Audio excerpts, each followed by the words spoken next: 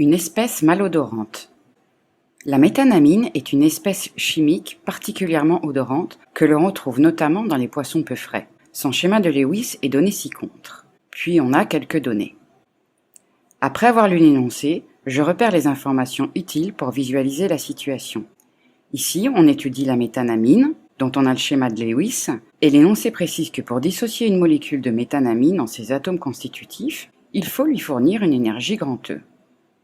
Question A. Je lis la question en identifiant précisément ce qui est demandé.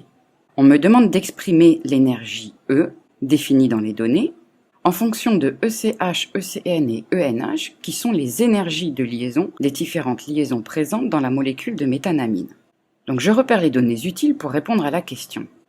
Ici, l'énoncé me donne une définition de l'énergie nécessaire pour dissocier la molécule, et j'ai le schéma de Lewis de la méthanamine qui précise la nature et le nombre des atomes qu'elle contient, ainsi que la façon dont ils sont liés entre eux. Maintenant que j'ai bien identifié ce qu'on me demande et ce qu'on me donne, je commence par interpréter la définition de l'énergie E donnée dans l'énoncé que je dois exprimer.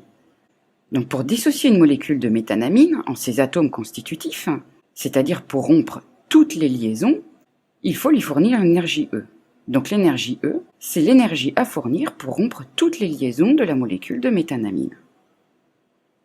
Je rends compte de l'interprétation en utilisant un vocabulaire précis et adapté. Pour dissocier une molécule, c'est-à-dire pour rompre toutes ces liaisons, il faut fournir l'énergie E. Je cherche alors dans le cours le lien entre ce qu'on me demande et les données utiles.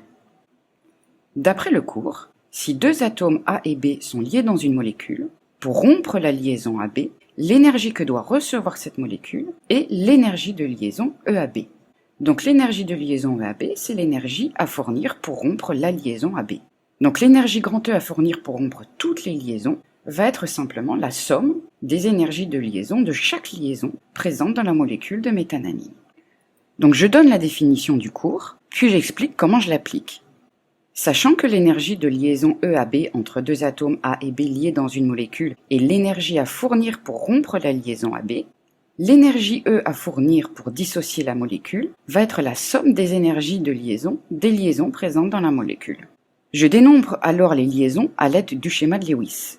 D'après le schéma de Lewis, la méthanamine contient 1, 2, 3 liaisons CH, 1, 2 liaisons NH et enfin une liaison CN.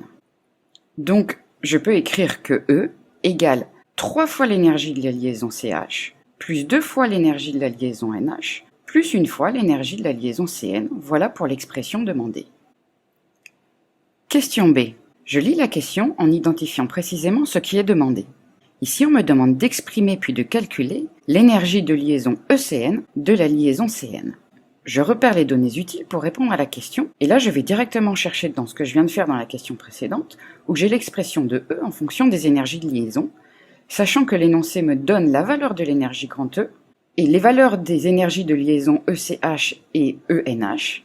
En inversant la formule, j'aurai directement l'énergie de liaison de la liaison ECN. Donc je donne l'expression littérale, puis l'expression numérique. D'après l'expression précédente, ECN égale grand E moins 3 ECH moins 2 ENH. Pour l'expression numérique, ECN égale 3,85 fois 10 puissance moins 18 joules, moins 3 fois 6,84 fois 10 puissance moins 19 joules, moins 2 fois 6,48 fois 10 puissance moins 19 joules. Puis je fais l'application numérique à la calculatrice. Et j'obtiens, avec 3 chiffres significatifs, 5,02 fois 10 puissance moins 19 joules.